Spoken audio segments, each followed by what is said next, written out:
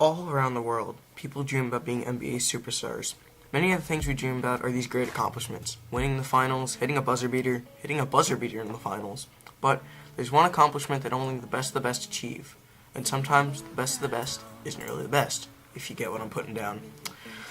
It may not have been an all-time great season, or there could have been players who had better years that season.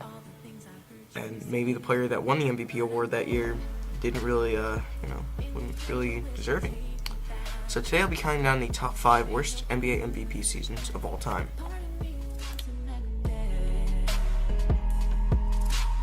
The National Basketball Association Most Valuable Player is an annual National Basketball Association award given since the 1955 to 1956 NBA season to the best performing player of the regular season. What I just read there is the official definition of the MVP award. What does it mean? So, the way I look at it, it basically means that the recipient of the award is the best player in the regular season yet. Best season out of anyone in the league. Keep that in mind as we go over this list. At the number 5 spot, I have Michael Jordan in the 1998 NBA season. Now, don't get me wrong, this was a phenomenal season. 28.7 points per game is no joke. But it's everything else that puts him here. Only 5.8 rebounds and 3.5 assists per game isn't too great. The argument there is that Shaq, Karl Malone, and Tim Duncan all had better seasons than his Ernest. Shaq had averages of 28.3 points, 11.4 rebounds, and 2.4 blocks per game, and led the league in PER. He did only play in 6 games, which probably hurt him, but still a great season nevertheless. Karl Malone had put up 27 points, 10.3 rebounds, 3.9 assists, 1.2 steals, and 0.9 blocks per game. Very comparable season, and it's debatable between the three who should have won the award. All in all, great season by Mike, but there were other deserving candidates that possibly could have and maybe should have taken home the award. Coming in at the number 4 spot, I have Julius Erving in the 1981 NBA season. Dr. J was an amazing player and had a great season in 1981, don't get me wrong. He had averages of 24.6 points, 8 rebounds, 4.4 assists, 2.1 steals, and 1.8 blocks per game. A great season, again, but is it really an MVP season? Just to put it into perspective, here's 2 stat lines from this past NBA season. One was an All-NBA second team member and an All-Star. The other didn't even make the All-Star team. Player A, 26.9 points, 11.5 rebounds, 3.3 assists, 1.6 steals, and 1.4 blocks per game. Player B, 25.1 points, 6.8 assists, 4 rebounds, 0.9 steals, and 0.4 blocks per game. Alright, I'll give you a few seconds to think about who those 2 players could be. Player A was DeMarcus Cousins, and Player B was Damian Lillard. Now, Dr. J did have a much better season than Lillard. Well, not really a much better season, but better season, and it wasn't that big of a difference. Cousins, on the other hand, had a much better season than Dr. J, and Boogie wasn't even top 5 in MVP voting. Now, yes, I understand that Boogie's team didn't even make the playoffs and Dr. J's was a third-round exit, but still, the MVP is based off of the players' regular season performance, not their teams. But anyways, back to 1981. Out of the 5 categories we looked at, points, rebounds, assists, steals, and blocks, in 1981, Julius Erving was only top 5 in 1 of them. He was 5th in total points, not even top 5 in points per game. There was an argument for Adrian Dantley and Moses Malone getting the award. Dantley averaged 30.6 points per game that season, while Moses had averages of 27.6 points, 14.8 rebounds, and 1.9 blocks per game. I'll let you decide who should have gotten the award. Flashy, passing his way on to the number 3 spot, I have Steve Nash in the 2005 season. In 2005, Nash had averaged 15.5 points, 11.5 assists, 3.3 rebounds, and 1 steal per game. Now, the assist thing's great, but it's everything else that kind of confuses me. As an MVP, he averaged 15 points and 1 steal per game. Now, he did lead his team to the first seed, but if you think about it, what about Amari? He averaged 26 points, 9 rebounds, 1.6 assists, a steal, and 1.6 blocks per game that season. If Nash didn't have Amari to get him all those assists, did he really have an MVP season? I just feel like Nash depended more on Amari than Amari depended on Nash. It was Amari who was 3rd in total points and 5th in points per game that season, wasn't it? And it was Amari who was 4th in PER that season and not Nash, right?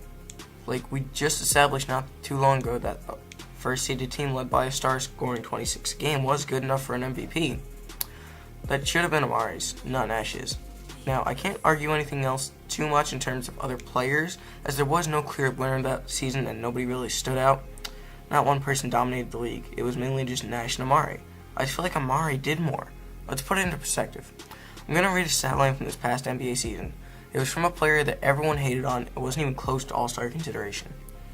11.9 points, 11.7 assists, 6.0 rebounds, and 2.0 steals per game. Alright, you have a few seconds to think about it. It was the Teenage Mutant Ninja Turtle. Rajon Rondo. Yeah. Ouch.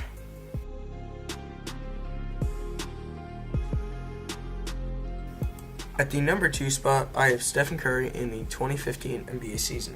In this season, Steph Curry put up numbers of 23.8 points, 7.7 assists, 4.3 rebounds, and 2 steals per game.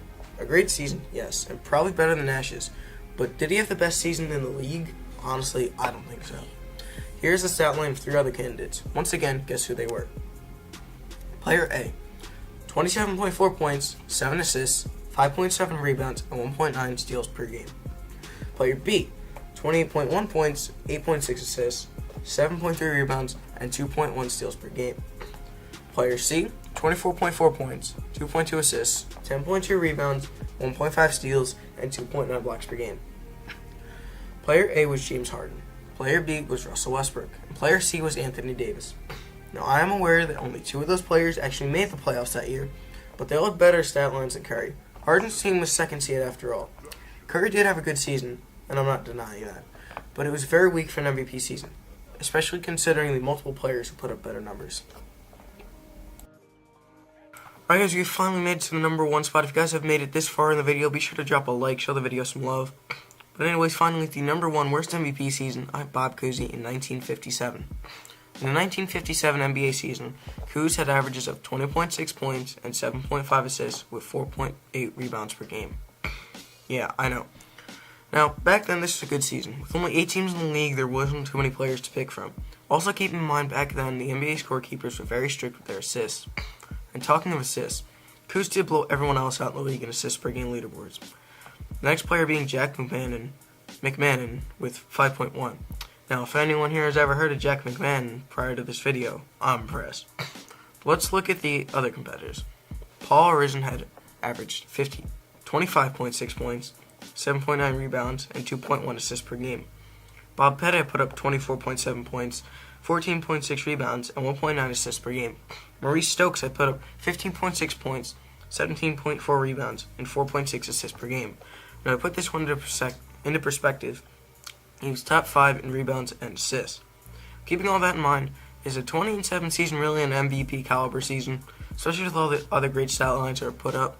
I honestly don't believe so. I remember one day I was on basketballreference.com, great site by the way, not sponsored, and I was looking at all the NBA MVPs. I saw Cousy and literally went like, how the hell did he win an MVP?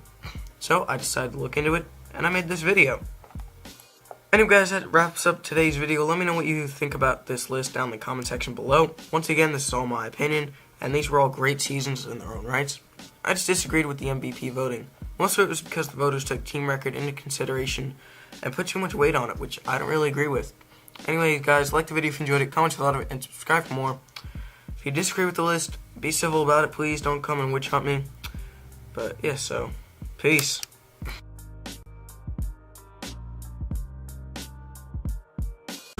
Like I'm KD, smoking OG. And you know me, my 2 3s and my gold tee.